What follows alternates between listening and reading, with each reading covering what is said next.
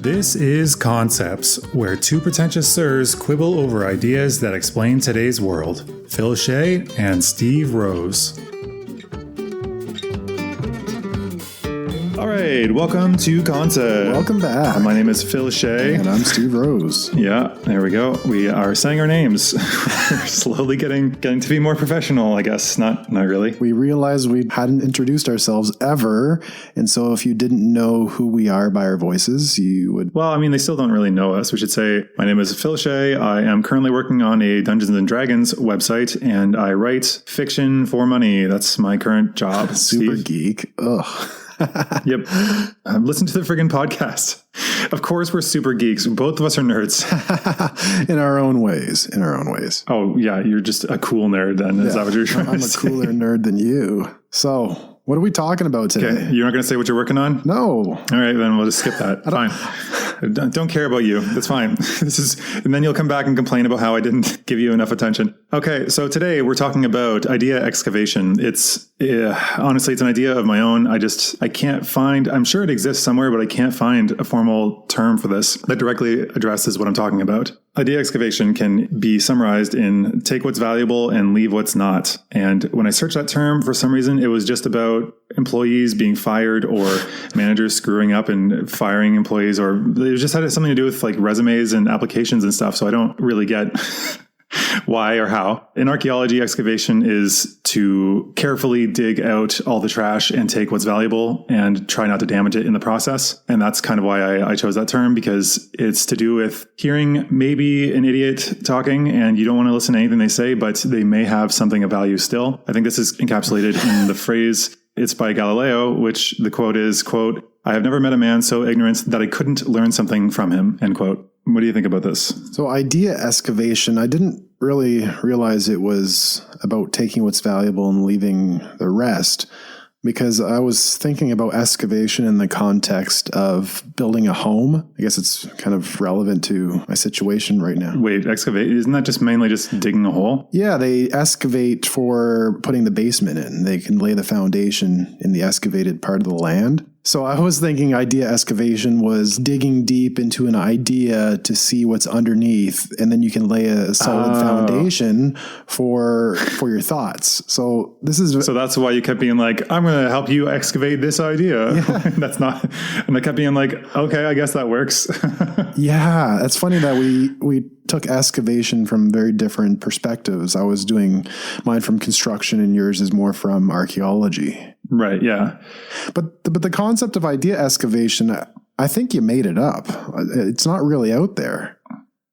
I mean, I guess. I just don't... It's so obvious that you would think that there's got to be some label that I just haven't come across. Seems like somebody must have slapped a label on this, because it seems like so commonplace, almost like it should be just a random phrase.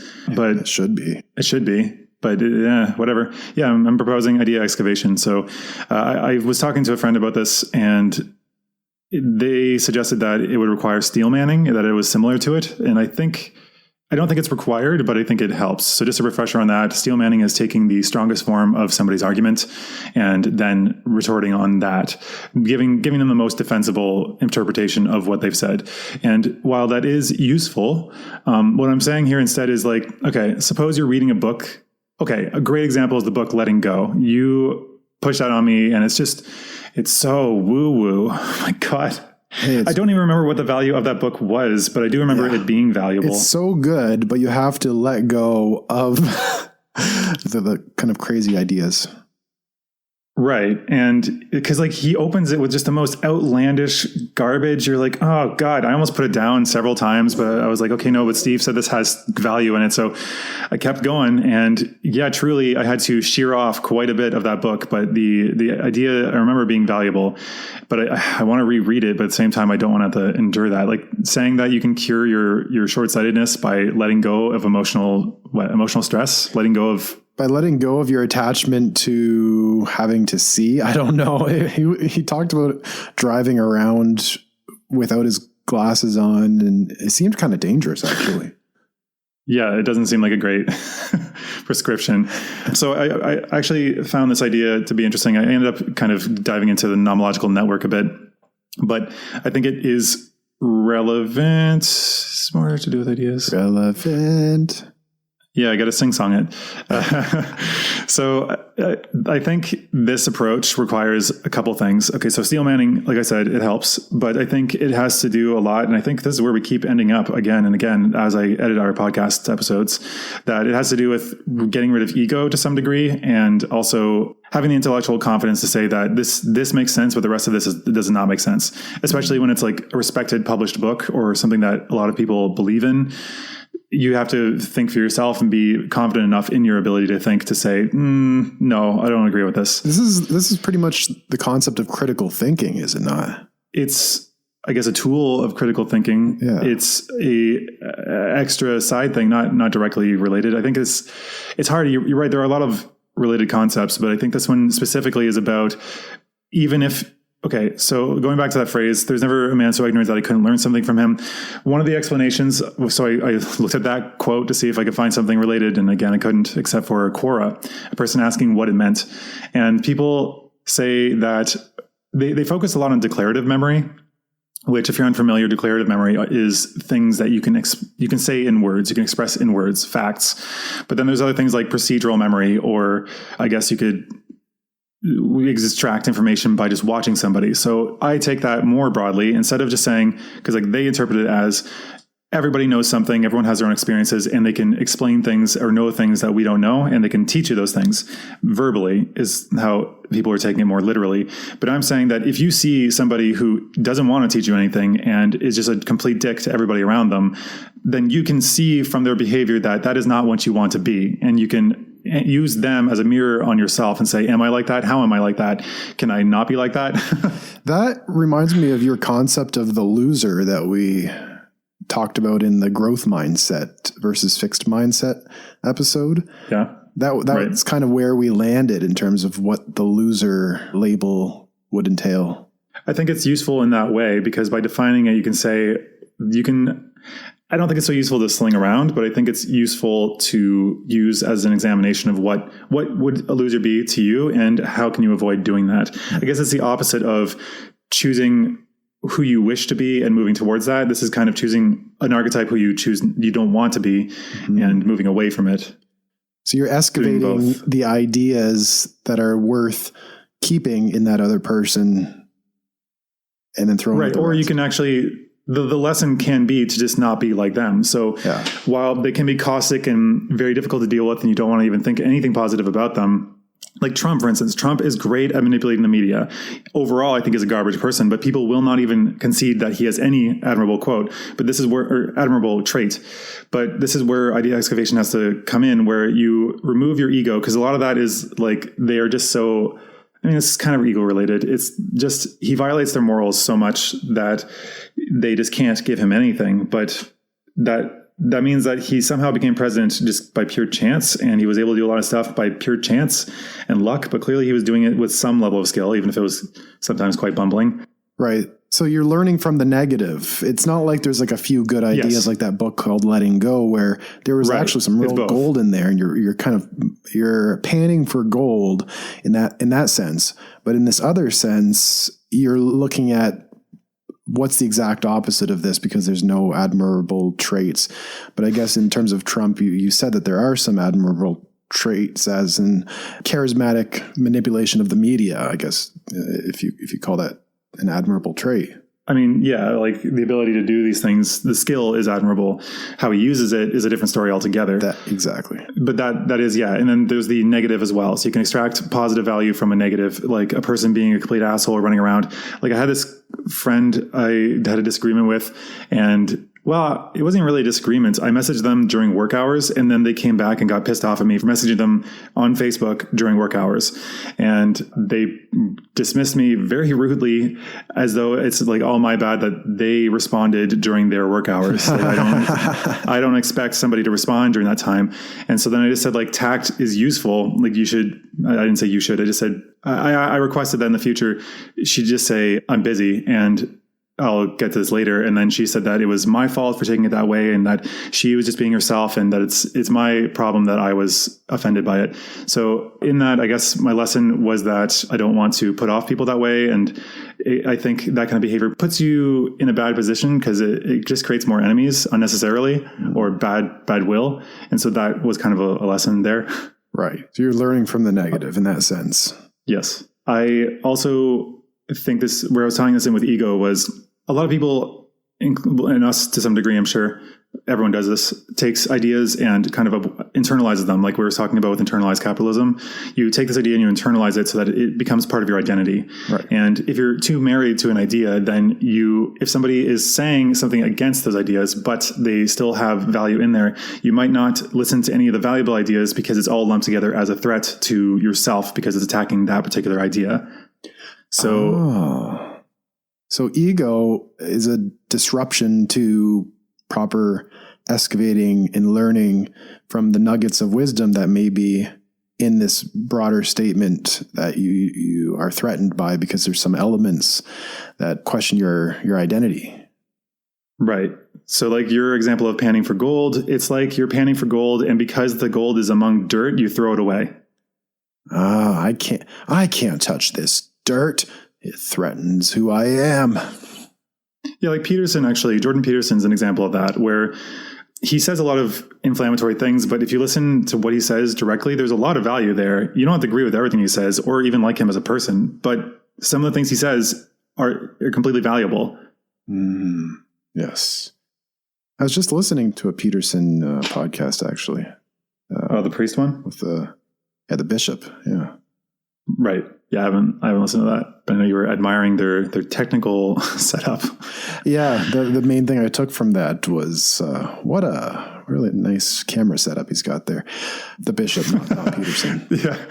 No, Peterson's usually is garbage for the ones I've seen, but I guess he focuses heavily on the ideas and the fact that he has already got quite a bit of fame / infamy. Now, the fact that I mentioned that I enjoy listening to some of Peterson's ideas is almost like a very careful thing, that when you say it, you think, do I want this made public?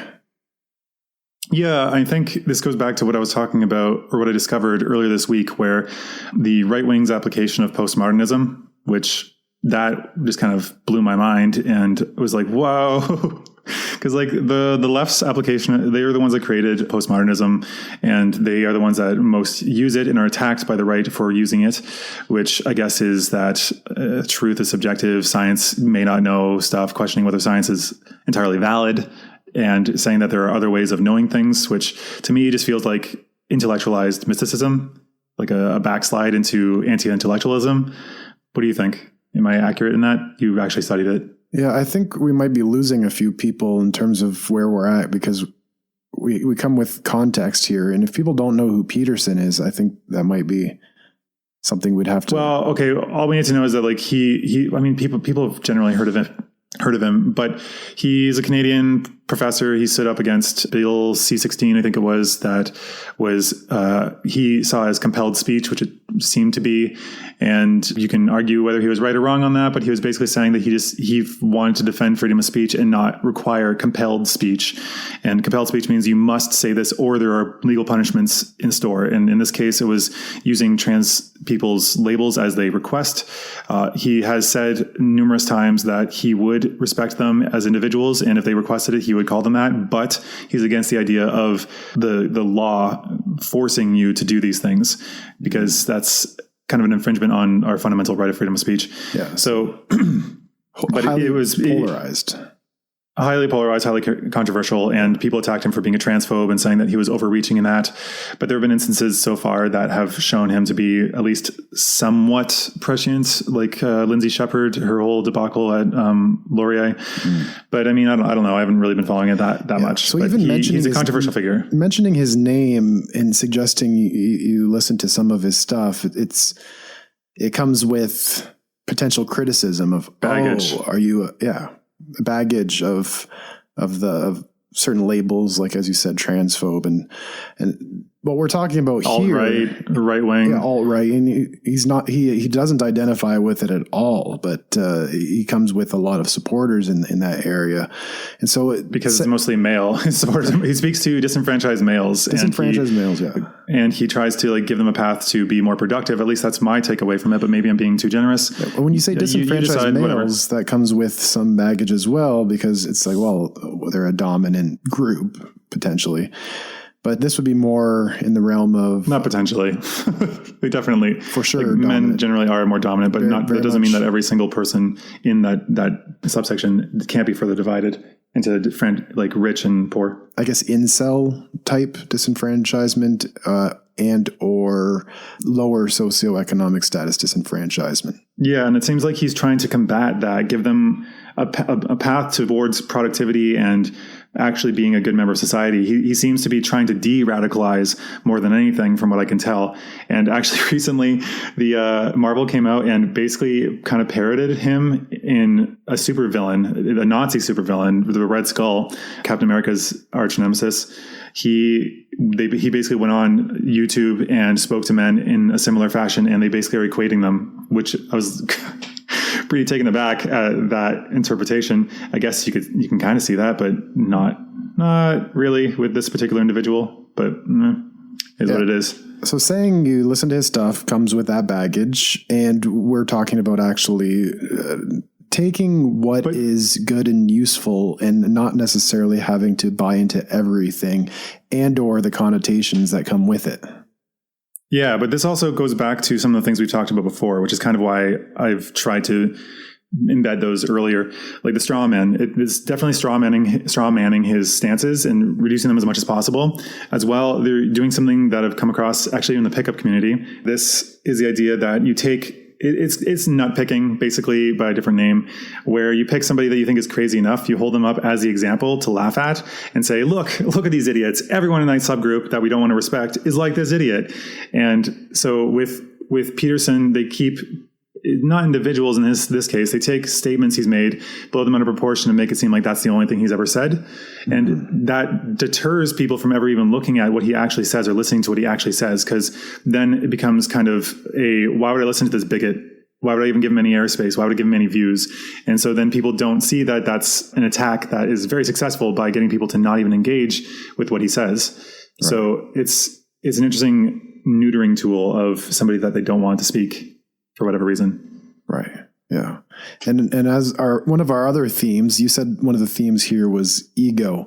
I think one of our other themes has been open, neutral type conversations that try to explore concepts and ideas that explain today's aiming world. to get to truth rather than defending ego still. I think it all kind of still goes back to ego. Yeah. Yeah. And we're very flexible in this. And if somebody were to challenge it, we'd be like, oh, okay, let's consider that other option rather than immediately going into defense mode. Yes. Yeah. Engaging with it. But the thing is, okay, so where I was talking about postmodernism there with the left, they question whether reality is a thing and a lot of everything's just socially constructed, blah, blah, blah. So the concept of postmodernism, I think this is it's a big one. And I'm just touching on that because the reason why idea excavation is often not done or put down a lot of the time is because of in-group, out-group stuff, but also because of the right wing's application of postmodernism, which is that they ironically take positions just to get to the other side to look stupid, or just to try to get the other side to look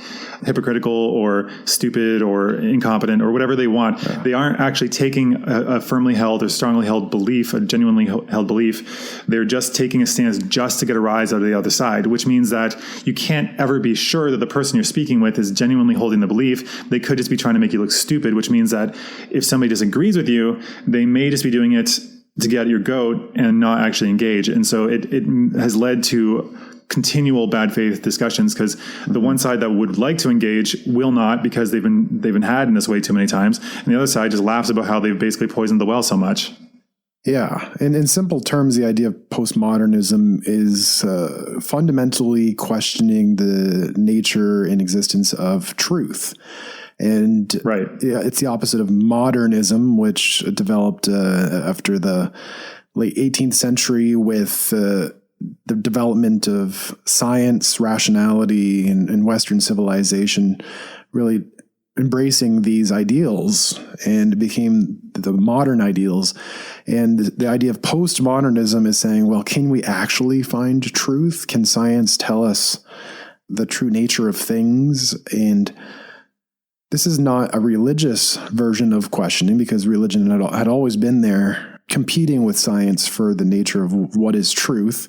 I guess you can say these are epistemological arguments. Although they use logic and science too, though, depending on where we look. Like Galileo, I think, wasn't he, or was it the person that discovered that the Earth goes around the sun, I think.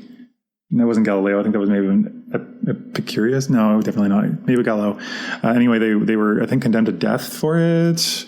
I might be misremembering. My history is not great. Yeah, there's some more nuance in that. But the basic idea is that the religious nature of truth had been competing with the scientific nature of truth in the 18th century.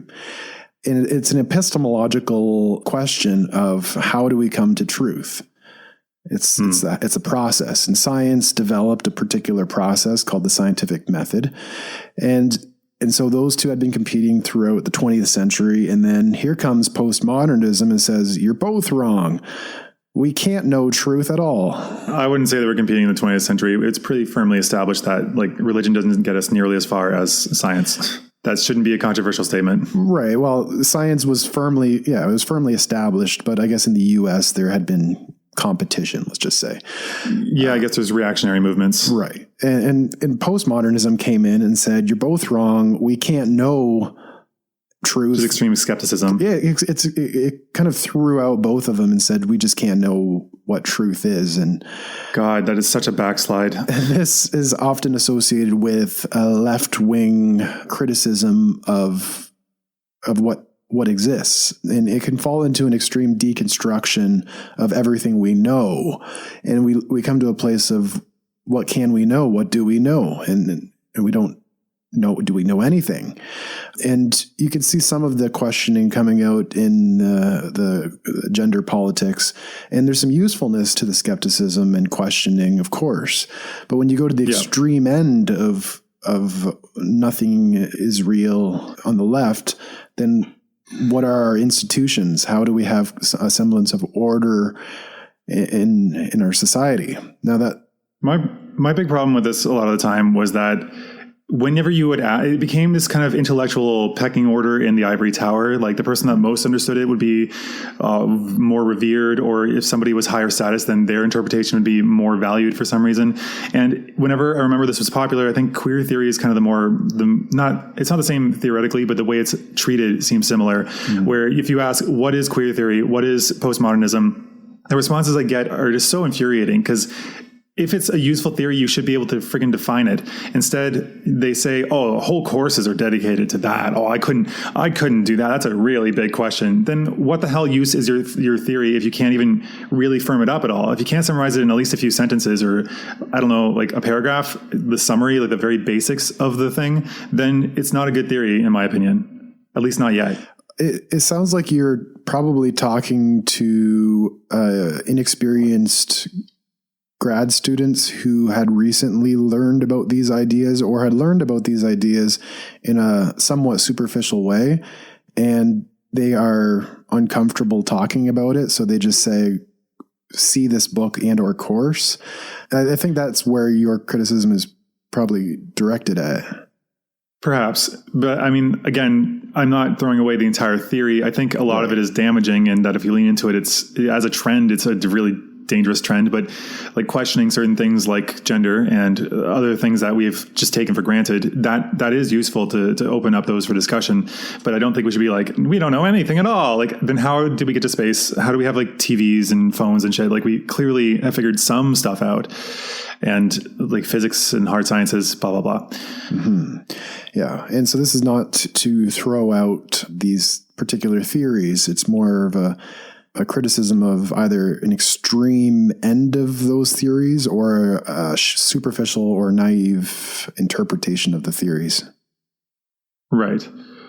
I guess with the idea of excavation, ego, I think a lot of politics, when you've married to a particular stance, like either the party you're voting for or a particular ideology of a group, then you often will not accept or listen to any challenges to that, because it's, again, you've identified too much with it. Maybe it's sunk cost effect. You've put in too much. It's too expensive to give up now, perhaps, but that kind of goes in. But I wanted to move into some cautions with this particular thing, because sometimes, okay, there's something called the nomological network, and it's related. So bear with me. A nomological network, as I understand it, is a system of constructs or ideas, you could say, that are all kind of around each other. They're not directly related to each other, but you're trying to figure out how a phenomena that's related to those constructs.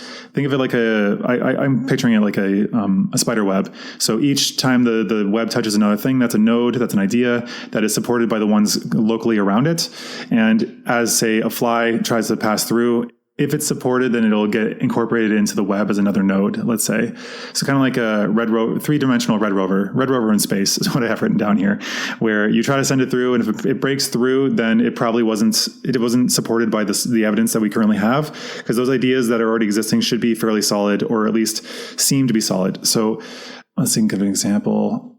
I mean, the only one that comes to mind is a hot button issue. It's about whether there's any gender difference at birth, because the nomological systems around that seem to point that there is at least some subtle difference between genders, which would be like looking at monkeys. If we give male and female chimps of various species, if we give them toys, then the females will play with the stereotypically girl toys, or in fashions similar to how human girls play, and the boys will be comparable to how human boys play. Another example is in biology. I can't remember the disorder, or I don't remember if it's a disorder or it's just a quirk, but it's some girls have elevated levels of testosterone in later stage of development. So all embryos start off as male, and then boys are bombarded with testosterone and other androgens that make us turn male. And some girls have a bombardment of these same androgens, which are male hormones, late stage of gestation, and that causes them to behave and present socially more like boys. They have more rough and tumble play. They would prefer to play with trucks and other stereotypically male things. And so in this system, the nomological network implies what is called nomological, I think, validity, which implies that has some support for it. It's not like 100%. You still need to have some more direct observations, but it's fairly solid to fit in there. It's kind of like what I was talking about with parsimony. The simplest explanation is usually the correct one, because to say there are no gender differences at all, and this is purely social, is a much more complicated stance and requires a lot more evidence to be thrown away in order to be true. Well, no opinion, huh? Nope. It's not going to touch that one. That's fine. Not going to touch that one.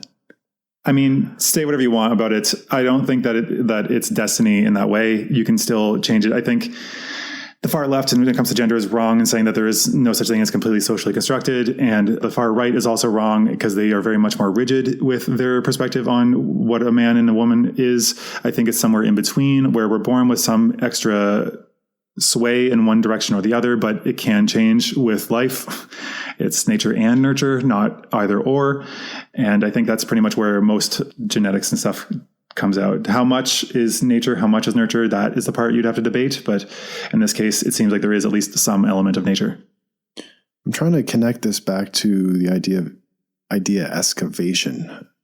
Okay, I can do that. So with this, idea excavation is a dangerous activity, because as you do that, you might actually end up going down areas that are full of quackery, because you're trying to find the value. And because if you don't have a strong enough nomological network, you haven't expanded it enough, then you can't tell what is good and what is bad. This is how I think I have here dangerous territories are like conspiracy theories, MLMs, religious movements, some university disciplines.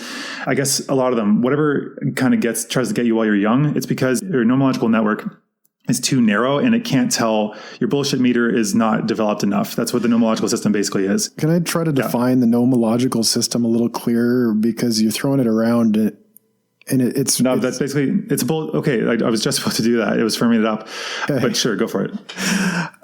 Is it just having a broad range of ideas already? Like you're being well read, for example? That would be a well-developed nomological network, as I understand it. So a nomological network is just the network of ideas that you already understand and have digested and can wield effectively. So like people saying that the banana, you remember that banana argument that was supposed to like count, like to prove that God exists? They're saying that a banana fits perfectly in your hand. Look, if all the grooves conform to how the hand works, blah, blah, blah. But if you don't have a developed nomological network, that sounds like it could be a convincing argument for intelligent design, which is that God created everything for us. But it is ignoring a lot of things like, for instance, pineapples or poisonous things, or the fact that, I don't know, we've evolved bananas to be edible for us when they used to be much smaller and less tasty. So if you don't have a developed nomological network, if you don't have a developed system of ideas, we should say. System idea, because it sounds like a very complicated, confusing concept. But in simple terms, it sounds like being well-read, meaning having a well-developed network or system of different ideas that you can draw on to further explain. To develop a bullshit detector. There, I like that. There you go. It's a formal way of saying like, yeah, you have a good enough network of ideas that you can detect bullshit easier. And so things like conspiracy theories MLMs are multi-level marketing. It's those really, really terrible systems that cause people to try to sell to all their friends, and they end up ostracizing themselves a lot of the time. Religious movements, that's when they start young. Smoking is another thing. They try to get you while you're young because they know that people are far less likely to start smoking after they're out of their teens. University disciplines, because you've only really studied the one, you don't know what's accurate or what's not. And so for me, like I was saying this before, I think this is another idea that I think Peterson's correct about, is that people don't have ideas have people. And I think Sam Harris kind of corroborates this somewhat, where he's saying like, if an idea is compelling to you, you can't help but believe it. You don't choose to believe it. It's just that it hits you on a certain level that you're like, oh shit, that's true. And you can't defy it. And likewise, you can't force yourself to believe something that you don't. Like I remember when I was more religious, I was Catholic, and I just couldn't force myself to believe in God because once it clicked to me that he doesn't exist. That's at least my observation and my conclusion. And I can't help but believe that. Even I choose to believe in God, I can't. Right. Okay. So this is where I think it's dangerous, because if your system isn't broad enough, then you can be compelled by an idea that can throw you off. And in line with that, I've always kind of wondered if there's this idea called the urn of invention that was proposed by philosopher Nick Bostrom. He said that there's an urn where you were constantly putting your hand in and pulling out balls. And the balls we pulled out so far are either gray or white. White means it's a technology that is completely benign, and not benign, but not harmful and very useful. There's nothing really negative we can do with it. Like say penicillin. There's no real harmful application of that I know of. But then the gray balls are ones that are both good and bad, like gunpowder. It's useful in a bunch of ways, but it also has been very harmful in other ways, or nuclear technology. Finally, there are black balls. Black balls are the ones that are so dangerous and so harmful that it could destroy us and be an existential threat, to destroy all of humanity just by having this idea out there. And once it's out, it's out. There's no putting the genie back in the bottle, as they say. No putting that toothpaste back in the tube. Right. So personally, as somebody that tries to consume a lot of information and a lot of ideas, and I enjoy it, I've expressed this to you, that I'm sometimes worried that I'll just come across an idea that I can't help but be compelled by that will basically drive me insane. I'll just become so crazy eccentric that I just lose it. But then I realized, I mean, it's a plausibility, right? Like if you're constantly ingesting information, you could be compelled by an idea that you're like, that makes sense, and I don't like it, but I can't help but believe it, and like to follow it to its logical conclusion. Like flat earthers, for example, it's the idea of a flat earth hits some people on such a gut level that they fall into, this must be true. And then it drives them down this rabbit hole of almost insanity. And I think that's equivalent to what you're talking about, it sounds like. Yeah, and then once the idea gets hold, it's very, very resistant to being extracted, if you think about it. Like people who believe like that flat earthers, for instance, they just believe that the system's rigged against it, and they are very, very resistant to any contradicting information. So it's in there, man. And that's because their nomological network, their network of ideas, was unable to repel the attack. Got it. It's, so ideas as an immune system to bad ideas. Right. I mean, supposing you're able to get past the infancy stage, it's kind of like an infant mortality kind of situation where you have to continue developing your mind and ideas more broadly, because that defends you against these really bad ideas that could sound convincing if you're less educated in the areas related to it. Like a lot of economic theory, people don't read economics. That's why I study these things, because it's basically one of the pervading faiths of our day, essentially. And it's often used in a way that like, oh, you don't get it, blah, blah, blah. Like, this is clearly the only way it works. If we raise minimum wage, it'll obviously lower the amount of employment. But there's proof that that's not the case. And we need to actually look at the actual evidence and not just be convinced by just so arguments, which means like everything right now is just so because it's the best of all worlds, which is crap. Yeah, I like the metaphor that we talked about before this, was the idea of being well read as insurance against being driven insane by a particular bad one, like Flat Earth, for example, or something that just happens to resonate in the right way, and it drives you away from everyone else, as you said, the multi-level marketing, and then you become ostracized because you are just so bought in and you're overzealous, perhaps. Yeah, you're just invested. It's internalized the idea to the point that it's become part of your identity. It's become ego. Yeah, because like there is this whole appeal to thinking you figured out something that the mainstream hasn't. And frankly, if you dive deep enough into enough ideas, you can find a lot of ways that the mainstream is completely wrong. The thing is, though, it's hard to tell if you're not widely read. And I don't know if I'm widely read enough to not go insane at some point. It's possible, but that's kind of a minor fear. But you can find stuff that contradicts the mainstream that is legitimate and the mainstream is wrong. Like, for instance, the mainstream's perspective on fat is always unhealthy in its perspective a lot of the time, which is wrong. And that's based in myths from Ansel Keys days. But then there's other things that like you think that you're clever and that society is just wrong and everyone else is just sheep, like say anti-vaxxers or anti-maskers or anti-COVID or anti-environmentalism. All these movements, it's just people feeling, I guess, superior than the mainstream and then other people because they're in on the secret. They figured it out, they think. So conspiracy theorists, in a sense, the idea of being well read as insurance against being a victim of a conspiracy theory that drives you to be overzealous and then drives you to be ostracized, in a sense.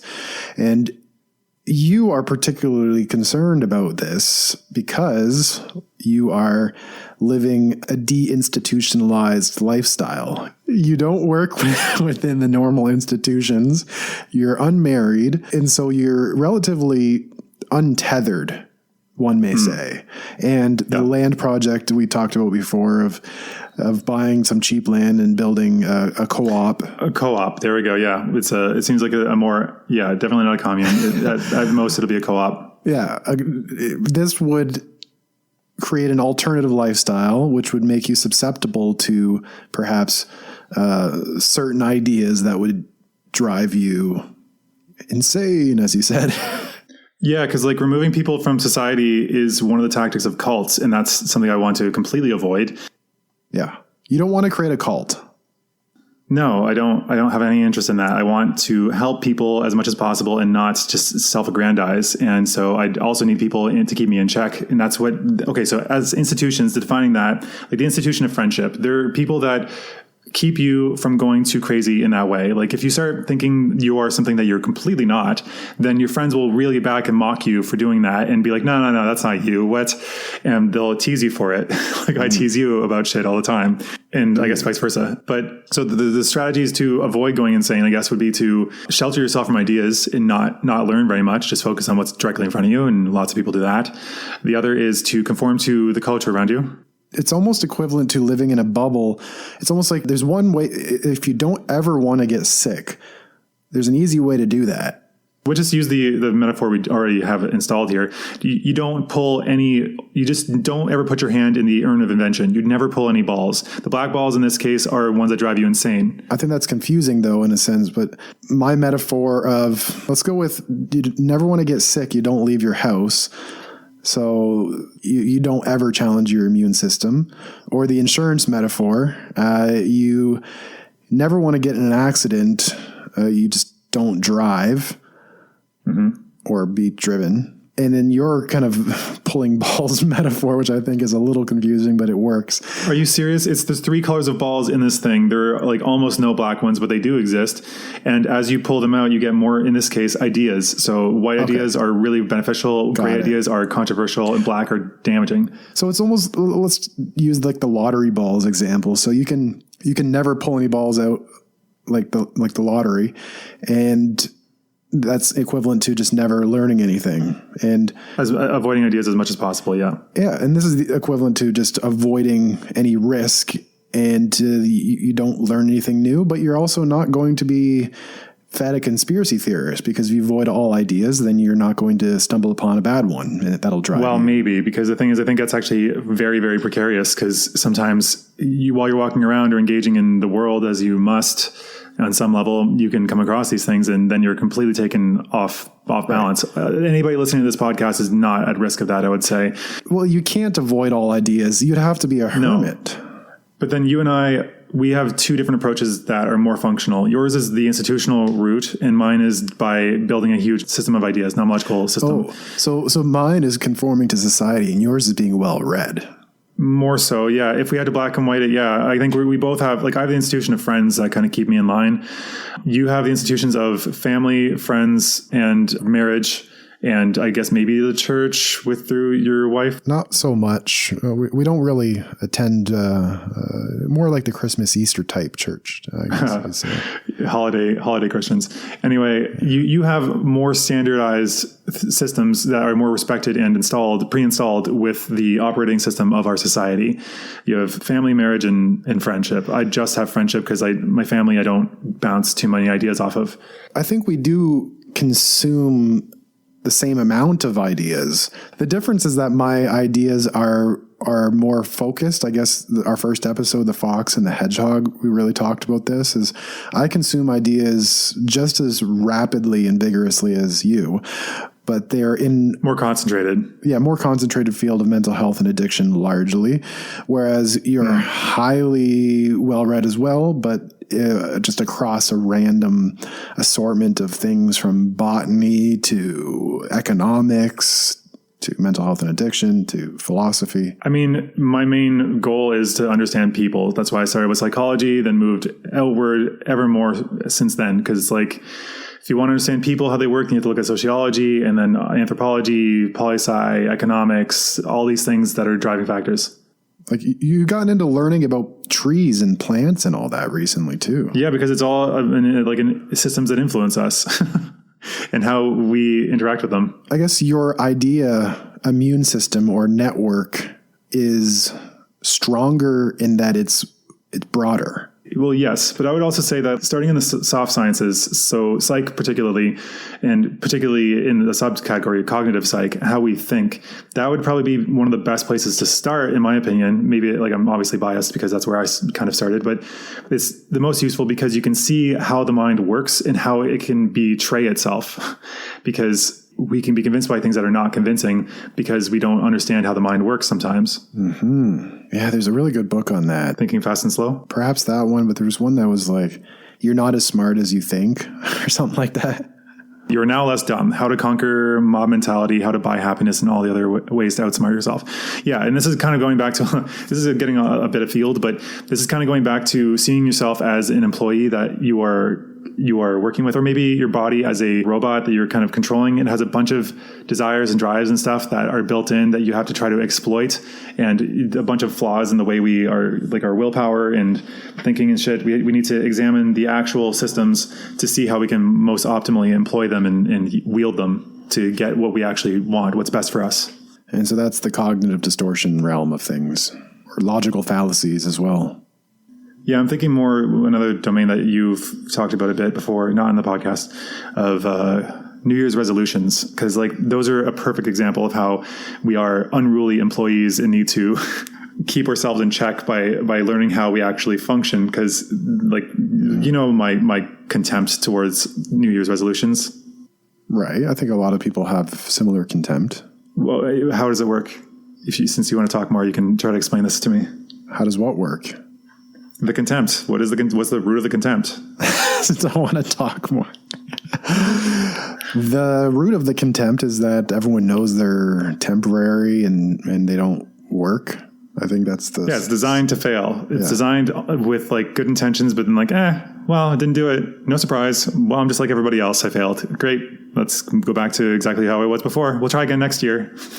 Try again next year, self-improvement. Yeah. I think you hate it so much too because self-improvement is like a daily thing for you. And for both of us, we're very highly focused on personal development and all of that. And so it's like once a year, people kind of dip into our area that we've been just doing every day in different ways.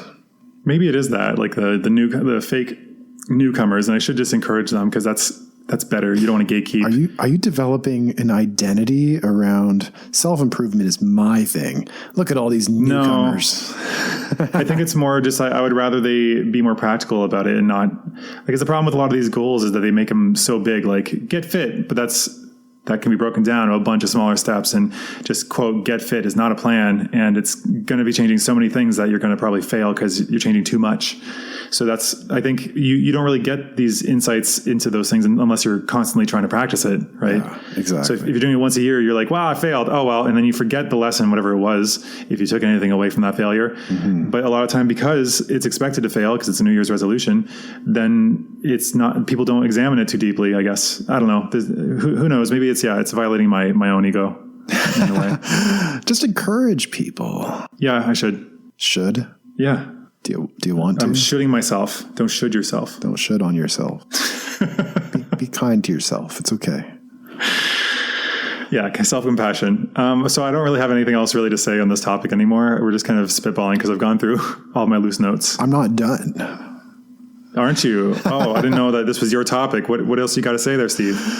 I wanted to talk more about how you being well-read stops you from being driven insane by a stray idea because you're relatively untethered. I don't talk like that. I talk random, kind of a wandering, drunken, meandering around topics that they are related. Yeah, it can be difficult to tie them back in. I've experienced that myself through the editing. So I'm like, what was I talking about here? I do end up coming around usually, but... Your monologues are like a drunkard's walk. There's a book called that, actually. Yeah, I think it's Nassim Taleb, isn't it? I think so. No, that's Fooled by Randomness. I have read The Drunkard's Walk, though. It's about stats and, I think, numbers. Yeah, so you're stumbling around different topics and ideas, and all I'm trying to do is clean up and focus things. You're my intellectual maid. Oh, got some stuff over here. Gotta sort this out. What does this do? All right. So you want me to talk about that? I'll talk about it, I guess. Yeah. So what I was saying was, because I'm not locked into any institutions like this, and most of my friends are less conventional. They don't have 9-to-5 jobs. A lot of them are nomadic. They're digital nomads, or they are in other cultures. They have different perspectives to begin with. So it doesn't tether me to any kind of shared culture between us. And so it's just purely whether it makes sense to them. And so they could probably encourage ideas that here would seem like really outlandish and wrong. So I don't have those institutions. So I'm kind of up to figuring out how things work on my own, which, I mean, on my one hand, I already find a drive to understand everything and I want to know everything. But at the same time, I think it's both dangerous, but also further increasing your defense. So it's like, I guess it's kind of inoculation in a way, like taking a small amount of poison to build up your tolerance so that if like a substantial amount were to come along and somebody tried to poison you, then you'd survive it. But if a strong enough poison comes along that you aren't inoculated against, you still could be knocked off. And so like we're never entirely safe when exploring these things. I'm curious, why don't you just use like the vaccination metaphor? Because that's kind of what you just said with the poison examples. You're getting vaccinated against bad ideas by smaller amounts of... No, I don't like that, because it's poison you have to do slow and build it up over time, your tolerance. Vaccination's like a one and done, or maybe like a booster shot or 2 shots. So it's not the same system. That's why I chose poison. Okay. But let's say, let's use the vaccination example. Taking in a small amount of bad ideas protects you against said bad ideas. Related bad ideas, I would say. There's a post on Late Star Codex, that's it. It's called The Cowpox of Doubt. So cowpox was originally what we did, where we inoculated, because vaccination and inoculation are not the same thing. So inoculation, I believe, is more broad. I think it means like you can come across a related disease that's less deadly. So you're now immune to the heart disease. And so smallpox was extremely dangerous and deadly, but cowpox was less so. So people exposed themselves to cowpox, and that immunized them to inoculated them against smallpox. So that's how we started. But he's arguing that there's something called the cowpox of doubt. It inoculates you against doubt, because by talking about critical thinking or stupid ideas, we usually use extreme and obvious stupid ideas like lizard men are controlling the world, or the earth is flat. By using these examples, we make it seem like bad ideas are super obvious, and when you see them, you will know them that to be stupid. And so then you're less likely to examine it. So I think you basically just have to be ever vigilant. It's a lot of effort to be outside of established culture. Culture's there to protect us in a lot of ways. Yeah. And so if you are more of a countercultural type, like yourself, more deinstitutionalized. Countercultural and deinstitutionalized. Those two things together is the dangerous combo. Yeah. And so to protect yourself, be well read and an ever vigilant critical thinker, perhaps. Yeah, just never let your guard down. Just be extremely anxious. I'm not talking about like my personal experience. I'm not trying to like pat myself on the back. It's just more exploring this orientation. It seems like you would have to be vigilant in that way. Because like your wife will tell you, like you do use me and your wife as an institution to check whether your quality is good or whether you're on track with what you want to be. Right. Yeah. And I guess I use some friends like that. I use you in the same way. Yeah. So your friends and your network are your insurance policy, but your ideas are another layer of insurance against being gone astray. Right. Operating outside the system and challenging a lot of the fundamental assumptions. And going astray, I guess, is your goal. But when we say that, we're talking about going astray in a way that's not so positive. It's a way that actually isolates you, not necessarily by choice.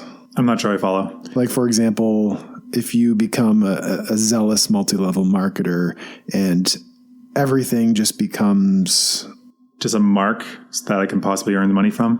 What's one of those multi-level marketing products?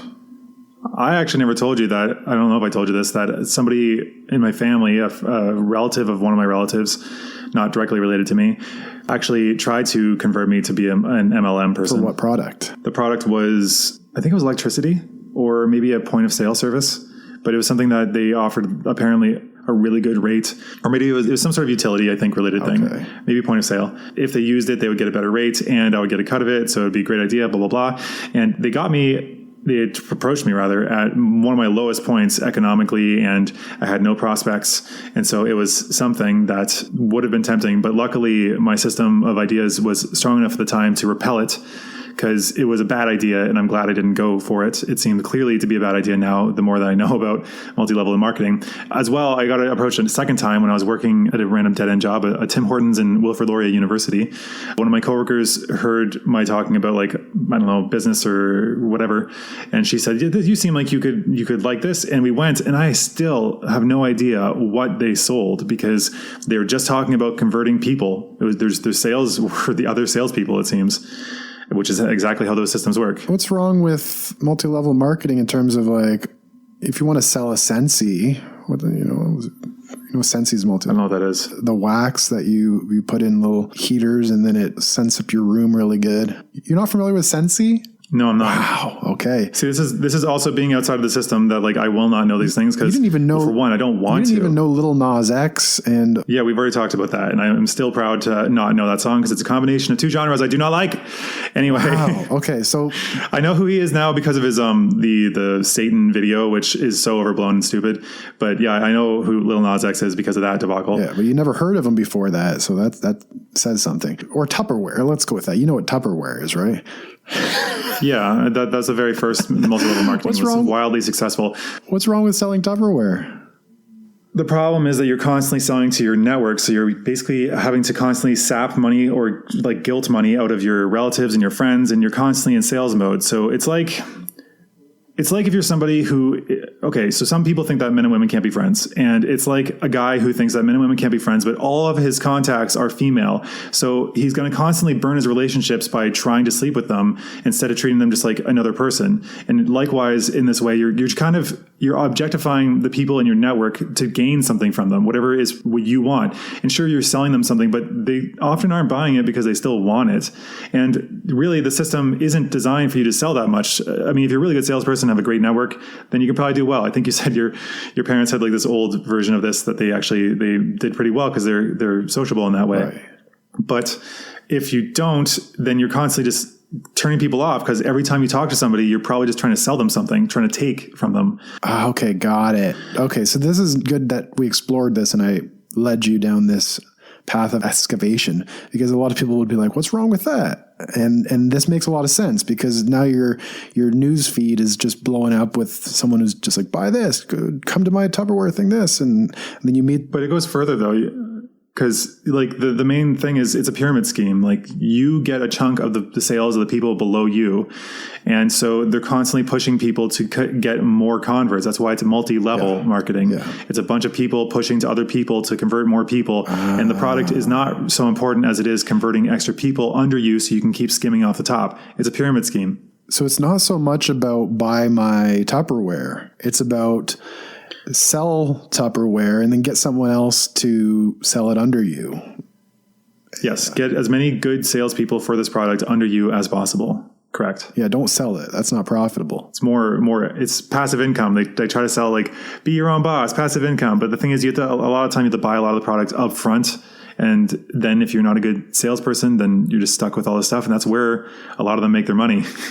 People who think they can move products and they can't. It's kind of tarnished the concept of passive income quite a bit, because the way we are approaching it is very, very different than that.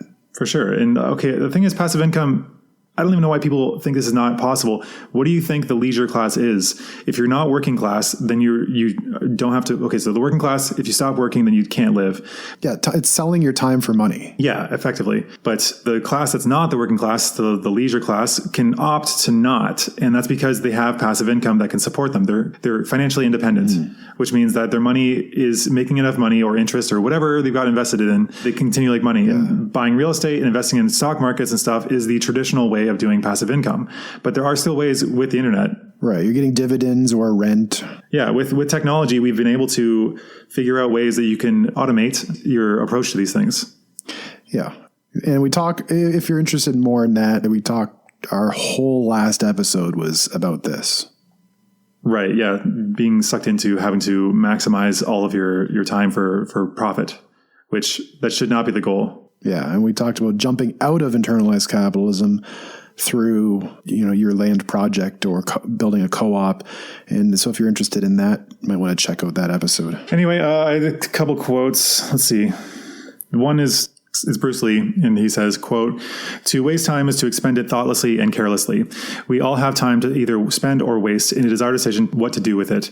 But once passed, it is gone forever," end quote. The reason I'm tying this in is because if you ingest something that you think is completely valueless and you don't bother performing any idea excavation on it, you don't take anything of value away, even if it's like a defense against similarly bad ideas, perhaps, then you wasted your time. So regardless of what you're doing, you can probably find a way to make it useful. And I don't say this in a sense of making money. I mean, in growth sense, right. Improving yourself. I was going to say, is there some internalized capitalism there? No, going back to like the first or second episode, I was saying that I think everyone has the potential to be great in some way, but it constantly takes refinement and improving yourself in ways that you can keep moving forward and to reach your potential. As a pro-social way, I think we kind of owe it to the people in our lives, maybe not society, some people are kind of against that whole thing at this moment, but we kind of owe it to the world, I guess, to maximize our gifts so that we can help as many people as possible with them to benefit people. Right. Yeah. Love it. Is that your ending? Yep. That's it. That's all I got. I always have some nice endings to wrap it up. I'll give you that, because throughout you're drunkenly meandering, and I'm trying to figure out where we are, what you're talking about, and where we're going. And then you always just kind of show up with this well-crafted, putting the bow on the top. Because, yeah, I'm pulling from various different fields a lot of the time, and I can see the connections there. But unless you understand the concepts from those areas, you won't understand what the hell I'm talking about sometimes. And so then it seems like I'm speaking randomly, but I'm actually trying to pull in an idea that actually supports the idea I'm making. And so it's a roundabout way of doing things. So this episode was somewhat meta in a sense. Which is the topic I do want to cover next. Well, my next led one. Your next led one, we already know what's going to be. Surprise. It'll be a surprise. Steve's leading yet another one. He's stepping up. Hosting it on his website now, too. Yes. If you're listening from his website, welcome. Thank you for joining us. Thank you. Thank you for tuning in, and share this with your friends, please. If you know anybody that would be interested in these ideas, share it. And if you like giving a review, go for it. If you know someone who's a super geek like us, or needs some intellectual immunity, to follow our metaphor, please share it with them and enjoy if you keep listening in the future. Take care. Rip the Band-Aid off. Blowing or sucking, but they're doing something. I bet you'll put that at the end of the show.